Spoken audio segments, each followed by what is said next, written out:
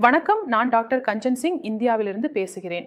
நான் உங்கள் அனைவரையும் வரவேற்கிறேன் மற்றும் நீங்கள் அனைவரும் நலமாகவும் ஆரோக்கியமாகவும் இருப்பீர்கள் என்று நம்புகிறேன். இன்றைய இந்த வீடியோவில் நான் மிகவும் பொதுவான ஒரு கேள்வியை பற்றி பேசப் போகிறேன்.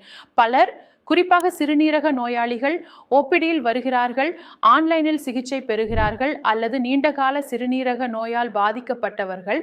அவர்களுக்குள் இந்த கேள்வி உள்ளது: நாங்கள் வெங்காயம் சாப்பிடலாமா அல்லது சாப்பிடக்கூடாதா? என் ஓபிடியில் வரும் சிறுநீரக நோயாளிகள் பெரும்பாலும் இதையே கேட்கிறார்கள்.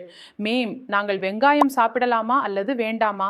ஏனெனில் உணவு மிகவும் சுவையில்லாமல் போய்விட்டது, அதனால் சாப்பிடுவதும் நமக்கு பிடிக்கவில்லை. அப்படியென்றால் நாங்கள் வெங்காயம் சாப்பிடலாமா? குளிர்காலம் வந்துவிட்டது. இந்த நேரத்தில் பார்க்கும்போது பெரும்பாலும் பச்சை காய்கறிகள் மட்டுமே கிடைக்கின்றன. அப்படியென்றால் நாங்கள் வெங்காய பரோட்டா செய்து சாப்பிடலாமா? அல்லது நாம் ஏதேனும் கறி செய்கிறோம், குறிப்பாக நாம் சுரைக்காய் கறி செய்கிறோம் அல்லது பூசணிக்காய் செய்கிறோம் என்றால் அதில் வெங்காயம் சேர்க்கலாமா அல்லது சேர்க்கக்கூடாதா? இது மிகவும் பொதுவான கேள்வி. சிறுநீரக நோயாளிகளுக்கு, குறிப்பாக ஒரு கிரானிக் கிட்னி டிசீஸில் பாதிக்கப்பட்டவர் வெங்காயம் சாப்பிடலாமா அல்லது வேண்டாமா? முதலில் வெங்காயத்தில் என்னென்ன நன்மைகள் இருக்கின்றன என்று புரிந்து கொள்வோம். யாராவது வெங்காயம் சாப்பிடுகிறார்கள் என்றால் முதலில் அதன் நன்மைகளை பார்க்கும்போது வெங்காயத்தில் குறைந்த அளவு பொட்டாசியம் உள்ளது. இது உங்கள் இரத்த அழுத்தத்தை கட்டுப்படுத்த உதவுகிறது, பிபி அதிகரிக்காமல் பார்த்து கொள்கிறது. அதே சமயம் இதில் ஆன்டி இன்ஃப்ளமேட்டரி பண்புகளும் உள்ளன. இது உடலில் உள்ள வீக்கத்தை குறைக்கிறது. மேலும் வெங்காயத்தை நீங்கள் வழக்கமாக சாப்பிடுகிறீர்கள் என்றால் ஒரு ஆரோக்கியமான நபருக்கு கொழுப்பு, கொலஸ்ட்ரால் அதிகரிக்கும் வாய்ப்பு குறைவாகும். இதய நோய் வருவதற்கான அபாயமும் குறைவாகும். வெங்காயம் சாப்பிடுவதால் நீங்கள் புற்றுநோயிலிருந்தும் பாதுகாக்கப்படலாம். மேலும் வெங்காயத்தில் கெரோட்டின் என்ற ஒரு பொருள் உள்ளது. இது புற்றுநோய் செல்கள் உருவாகாமல் தடுக்கும். எனவே நீங்கள் வெங்காயம் சாப்பிடுகிறீர்கள் என்றால் புற்றுநோயிலிருந்தும் பாதுகாப்பு கிடைக்கும். ஆனால் இங்கு கேள்வி என்னன்னா, கிரானிக் நோயாளி வெங்காயம் சாப்பிடலாமா அல்லது வேண்டாமா?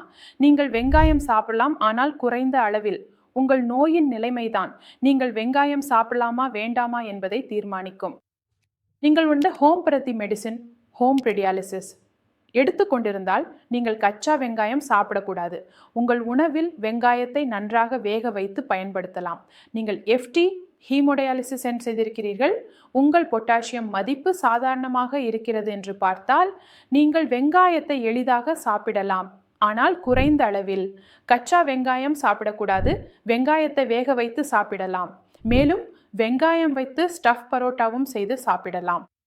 வெங்காயத்தில் குவெர்சிட்டின் மற்றும் குறைந்த அளவு பொட்டாசியம் உள்ளது. இதில் ஆன்டி ஆக்சிடென்ட் பண்புகள் உள்ளதால் அழற்சியை குறைக்கும்.